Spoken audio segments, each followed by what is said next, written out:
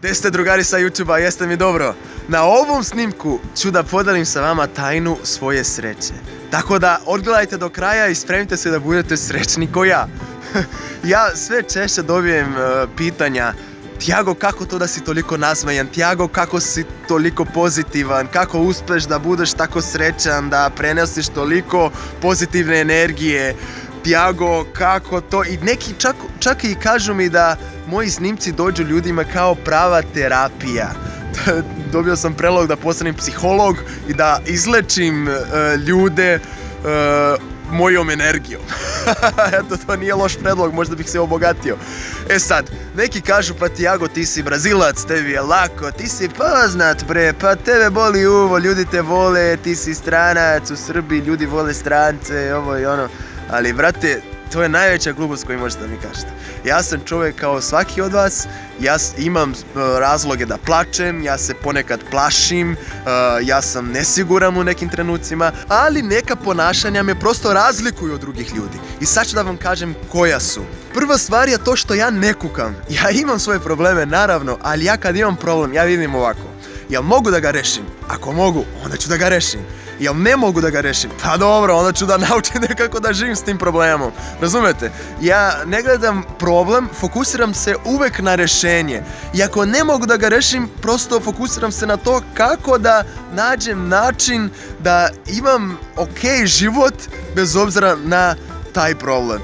Jer ljudi previše troše svoju energiju i svoje vreme u to da kukaju, da pričaju: jao, imam ovo, ne znam šta da radim, pa ovo je katastrofa, država je katastrofa, korupcija, Srbija, političari i ovo i ono, a ne rade ništa da reše svoje probleme i bave se kukanjem.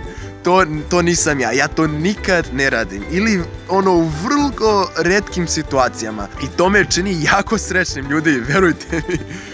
Druga stvar je da, verujte mi, niko ne može da bude stalno nasmejan.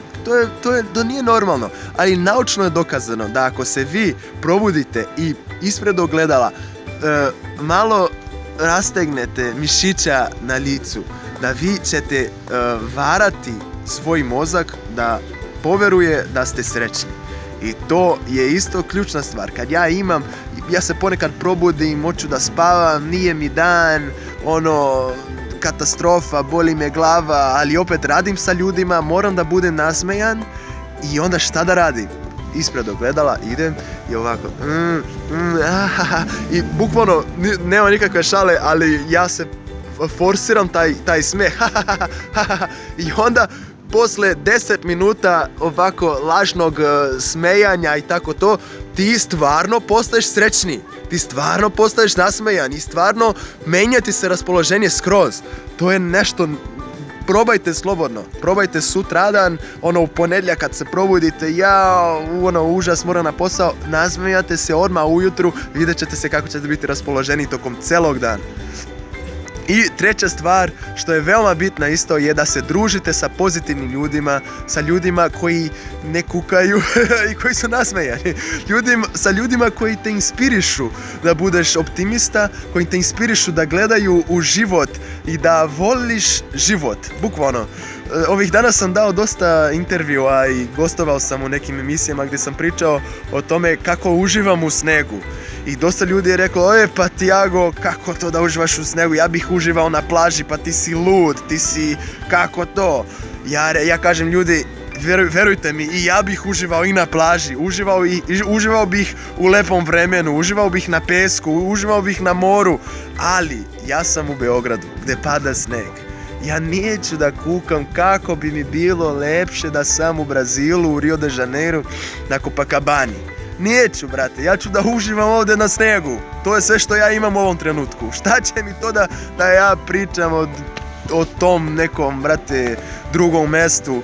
Razumeš? Ja sam čovjek koji prosto voli život. Ja volim život.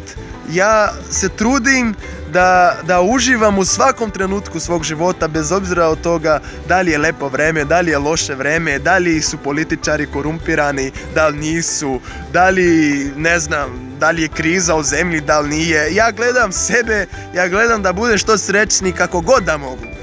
I trudim se da mi život prođe što laganije, bez stresa. Ja neću da se nerviram zbog drugih ljudi, zbog stvari koje ne mogu da rešim i tako to.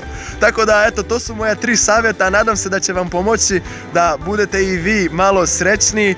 I ljudi, ako gledate ovaj klip preko neke druge društvene mreže, svratite na YouTube, prijavite se na moj kanal i pratite me da se družimo. Eto, obećavao sam vam da ćemo se družiti tokom 2017. i tu sam sa još jednim snimkom. Ostavite komentar da li se slažete sa mojim savjetima, da li ne, da li već radite tako neko od tih stvari što sam rekao ili ne, da li vam je pomoglo ovo što sam rekao ili ne. Uvek se radujem druženju sa vama i čitam svaki komentar i trudim se da odgovorim na svaki, ali eto ljudi, hvala vam puno što me podržite i ajmo da učinimo 2017. godinu što srećnijom i što boljom. Jel može? Jesmo se dogovorili? Ajde pa se vidimo na sljedećem snimku. Ćao!